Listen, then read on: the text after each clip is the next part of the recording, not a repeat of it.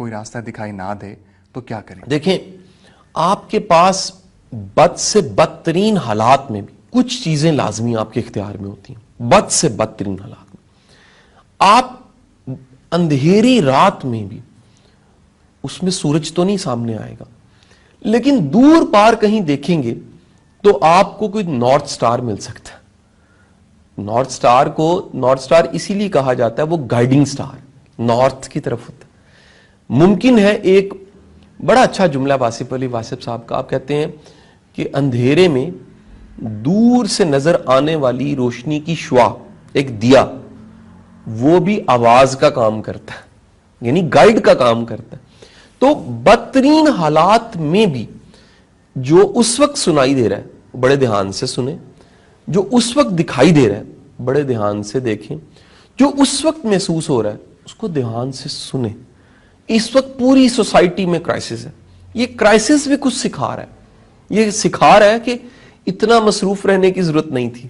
یہ سکھا رہا ہے کہ فیملی بڑی امپورٹنٹ ہے. یہ کرائسس سکھا رہا ہے کہ دنیا کے اندر دیکھیں پولوشن ختم ہو گئے. یہ بھی بڑا کچھ سکھا رہا ہے آپ. یہ بھی سکھا رہا ہے کہ سادہ رہ کے جیا جا سکتا ہے. تو اس میسج کو سمجھیں. دنیا کے کسی بھی کرائسس میں اس میسج کو سمجھنا چاہیے. پھر دو ہتھیار آپ کے پاس ہیں. ایک ہے صبر کا ہتھیار. صبر کا مطلب ہے کہ آپ آنے والی مصیبت کو تھکا دیں. اس انداز سے ذرا سوچیں. کوئی آیا جو ڈرا رہا ہے، کوئی آیا جو دھمکا رہا ہے، کوئی آیا جو برا بلا کہہ رہا ہے، کوئی آیا جو گالیاں نکال رہا ہے، کوئی آیا جو ڈنڈے مار رہا ہے، کوئی آیا اور آپ پہ شاؤٹ کر رہے ہیں. آپ نے خاموشی اختیار کی اور ہلکی سی اسمائل لی جس میں طنز نہیں ہے، اور آپ نے کہا یہ دن بھی گزر جائے گا.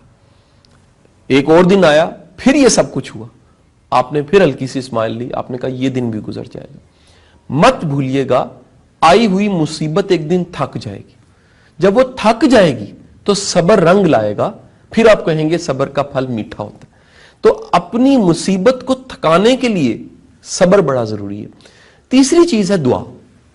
دعا کا مطلب ہے آپ کا اس ذات پہ بھروسہ مکمل ہے جو دکھتی نہیں. جب آپ اس پہ مکمل بھروسہ کرتے ہیں، آپ اس پہ مکمل یقین کرتے ہیں، آپ اس پہ پورا پورا اعتماد کرتے ہیں، آپ یقین رکھتے ہیں کہ میرے رب نے مجھ پہ اپنا فضل اور کرم ضرور کرنا ہے. آپ پیچھے مڑ کے دیکھتے ہیں، آپ کو زندگی میں کئی جگہ پہ جلے ہوئے چراغ نظر آتے ہیں جو آپ نے نہیں جلائے تھے، لیکن وہ آپ کے لیے سہولت بنے، آپ کے لیے آسانی بنے، آپ کے لیے راحت کا سامان بنے. تو آپ میں ایمان اکٹھا ہوتا ہے، یقین آ جاتا ہے کہ آئندہ بھی کئی چراغ انتظار کر رہے ہیں، کئی ذائقے ہیں جو میری زبان نے چکھنے ہیں، کئی مومنٹس ہیں جن کو میں نے انجوائے کرنا ہے، کئی خوشیاں جو میرا انتظار کریں، کئی منزلیں جو میرا انتظار کریں. تو آپ ہاتھ اٹھا کے، گڑ گڑا کے، اپنا سر نیچے کر کے، آنسو بہا کے، بڑی ایک تڑپ کے ساتھ اپنے رب سے بڑے مان کے ساتھ آپ دعا مانگتے ہیں کہ یا باری تعالیٰ اس مصیبت کو ٹال دے. اس ہیں کہ فائنینشیل فریڈم کیسے حاصل کریں؟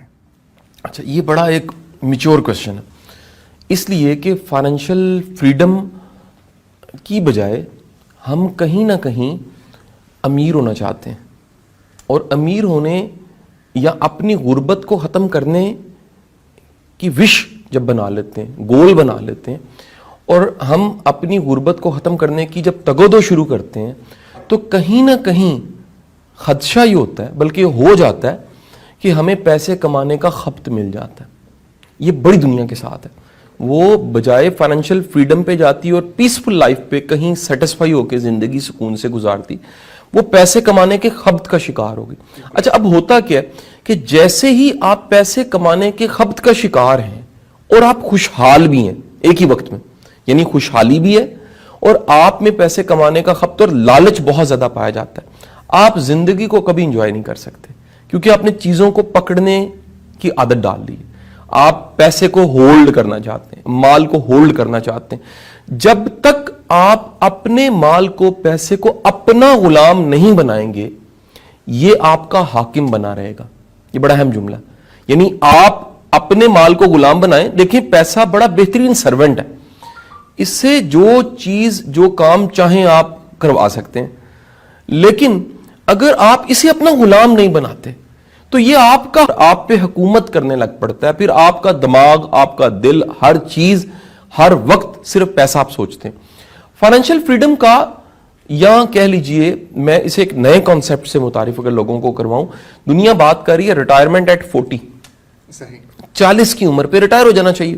میں خود اس فلسفے کا قائل ہوں اور میں نے بڑی بھرپور کوشش کی ہے کہ میں ریٹائرمنٹ ایٹ 40 پہ آ گیا 40 پہ اور اسے اچیو کر دوں. کافی حد تک اچیو بھی کر دیا.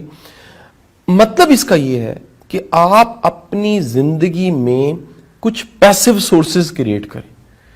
اگر ایکٹیو سورسز کا مطلب ہوتا ہے منی کے ایکٹیو سورسز وہ ہیں جن پہ آپ کام کریں تو پیسے آتے ہیں.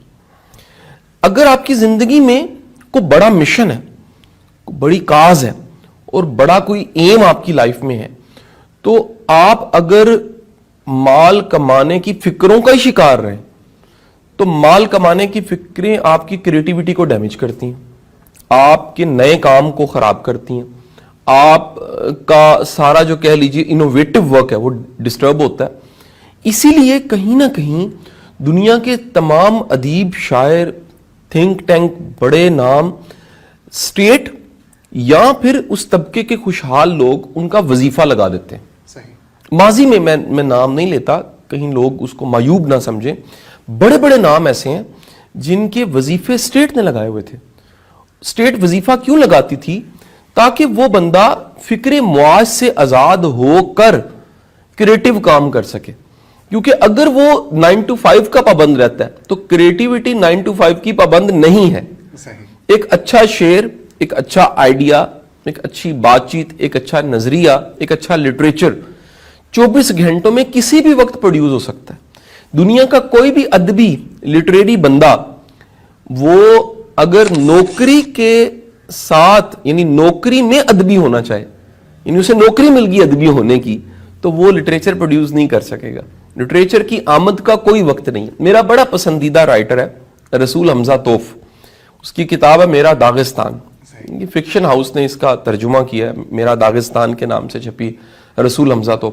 رسول حمزہ توف کہتا ہے کہ ایسا ممکن ہے کہ آپ کسی اور دنیا میں رہتے ہوئے کچھ پروڈیوس کر رہے ہوں اور باقی دنیا کسی اور جگہ ہو، یعنی آپ کے ارد گرد سب موجود ہیں اور آپ تنہائی کا شکار ہیں کیونکہ اندر کی دنیا میں تنہائی ہے.